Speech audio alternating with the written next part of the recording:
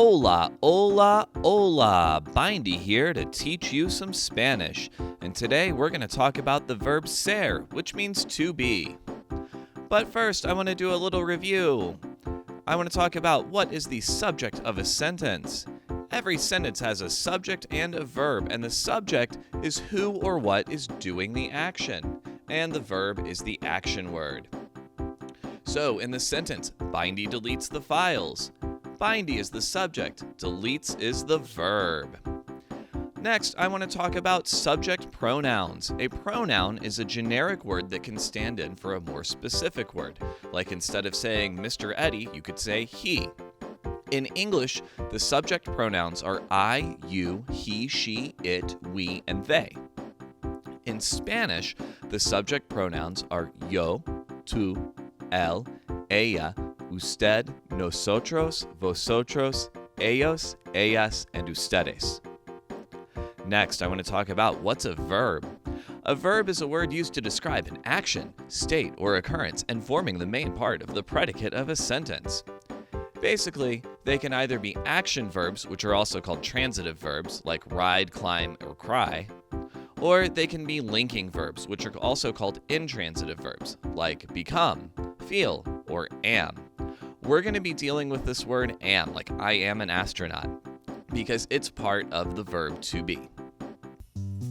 All right, so we're going to be working with this verb ser, which means to be. We're going to be using it in its individual parts, which are soy, which means I am, eres, you are, es, which is he, she, or it is, or it's you are when you're using usted, somos, which means we are, sois, which means you are, and son, which can mean they are or you are. And son is you are when you're talking to a group of people that you would refer to as you. Let's go a little bit more in depth here. All right. So first, we've got yo soy, I am. You can have yo in front of it, or it can just be soy, and it's totally fine. Next, we have eres, which means you are. Eres can only go with to, but once again, you don't have to have it there for it to mean you are.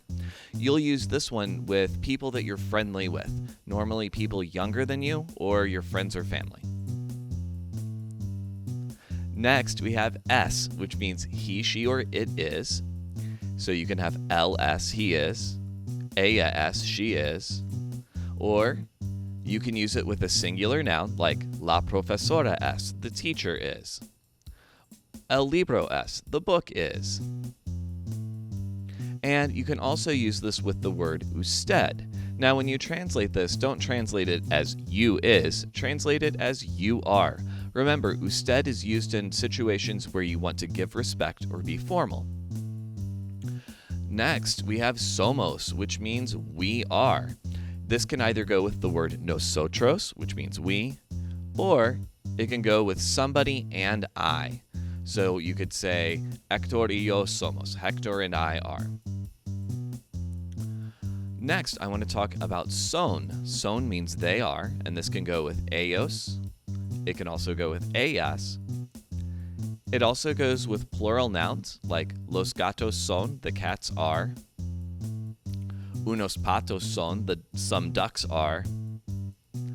This can also go with ustedes, to mean you are. And this is a plural you, so this is when you're talking to a group of people. Next, you'll see this chart pretty often. This is the verb chart for the verb ser, and this shows you what subject pronoun goes with each This shows you what subject pronoun goes with each form of the verb.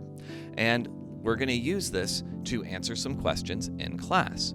So let's look at this. This is a typical exercise that you would have to do using a verb chart. So let's look at number 1. We've got yo blank de Peru. So it's supposed to be I am from Peru. There's only one form of ser that can go with yo, and that's soy. So we get yo soy de Peru. Next over here, we've got Elena. So we have Elena blank mi amiga. So this is supposed to say Elena is my friend. Elena is a person, place, or a thing, so she's a singular noun. So we're going to use third person singular and say Elena es mi amiga. Next, we have ellas, which means they. All right, so we have ellas blank estudiantes, and this should say they are students. The only one that can go with ellas is son. Ellas son estudiantes. Next, número cuatro, number 4, we have Juan y yo blank amigos. So this is supposed to say Juan and I are friends. Now, when you see yo, you might initially think, oh, that has to be soy because only soy goes with yo.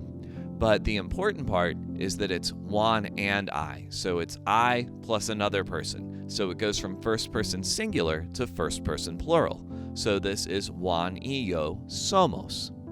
Número 5, we've got el gato blank blanco. So we need to say the cat is white.